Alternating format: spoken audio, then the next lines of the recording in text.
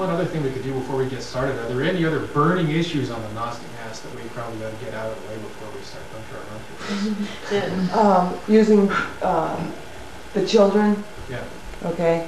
I spoke to you on the phone saying that we usually don't use them. Right. Okay. The reason being is a long time ago when Rusty was here. My first few masses were done with actual kids, and the mother allowed it, and everything was fine. The only thing that was a little bit different was that we didn't want the kids serving the elements, because then that's a minor serving wine and stuff, and we decided that that would not be kosher. The main reason that we haven't been using children is because when we used adults as those officers, after using actual kids, the feel of the Mass was so different that we decided to go ahead and do without, because that was one of the choices that Rusty gave us. So we figured we'd go with that. Okay. Could you explain the point of why adults as children and the 6 or more, you must have them? Or okay, sure. And yeah, in fact, you brought up a number of points I want to address. The first one is we're evolving a policy for EGC. There's never really been, back in the old days when there was an EGC corporation, they had really detailed policies on everything. Absolutely everything there was a policy for, and nobody followed any of them. After the EGC corporation was dissolved, and we started, everything was really pretty much just open for a long time under the jurisdiction of the bishops. And it really didn't work out that way too well, because things were, well, it was pretty chaotic that way.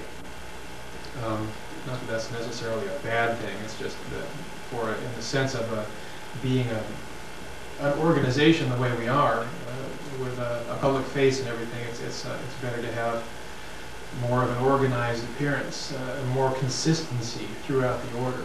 There's room for variation, but at least there should be a certain amount of consistency. Of Mass should be recognizable no matter what you go. Yeah. So we are in the process of kind of rethinking the whole EGC issue, and what our policies are going to be on, not just the Gnostic Mass, but on things like baptisms and confirmations and all of the other auxiliary things that were mentioned at the end of the Mass, and how that's going to evolve as a structure, an EGC structure within the OTO, and how it fits into the OTO system as well, as opposed to being a separate freestanding organization. We made the decision that we want it to be one organization. So policy's evolving on how to perform the Mass as an organization, as OTO and EGC. And one of this policy on the Gnostic Mass is sort of developing around the idea that since we are setting ourselves out to be Aleister Crowley's OTO, we're trying to emulate the model that Crowley came up with for OTO and EGC, that we are going to try to emulate the text of Liber 15 as closely as we can. At least for our public face OTO ceremonies, for our public Gnostic Masses. We have a provision that when we have private Gnostic Masses where everybody there is a member and everybody there is very familiar with the standard Gnostic Mass, that there's more room for variation and experimentation. But for our standard Gnostic Mass, we want to try to stick to the book as much as we can. And in the discussion of the officers of the Mass, it has the priest, the priestess, the deacon, and 2 children. right. And it doesn't say anywhere in here that the children are optional. So, according to the book, you're supposed to have them. It doesn't say what age limitation they can be in here. It doesn't say that they have, it says children, but it doesn't say they must be less than 11 years old or 15 or 16 or anything. And traditionally, we've always used adults because we've never had children of the right age, who have been young enough to still be considered children and old enough to be able to, carry out the simple tasks that they do. So we've always just used adults. People who've been recently baptized, people who are children to the church still, people who are relatively new. But this is sort of the first step on the way up the ladder of, children. Okay, and then that answers a lot. Yeah. Thank you. We're all magical children. Yeah.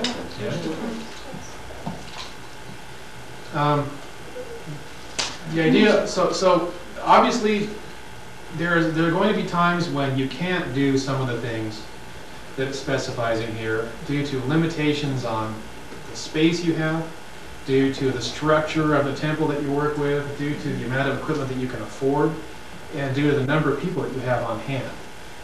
It's better to have, if you have, say, only 5 people, okay, that means if you have the children, that you have no congregation.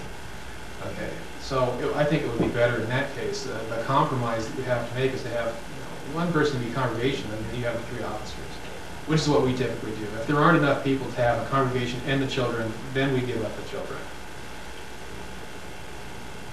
Question?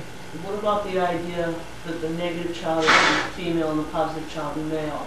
We don't always. Or is it just an optional sort of thing? I don't think that's terribly important. What do you think? No, it doesn't, but the idea's been brought up a few times. Typically, it seems to fall out that way most of the time. That they often choose their roles that way. But what I found is that the people that we have who service children frequently, they like to get a chance to be both of them. I don't see any problem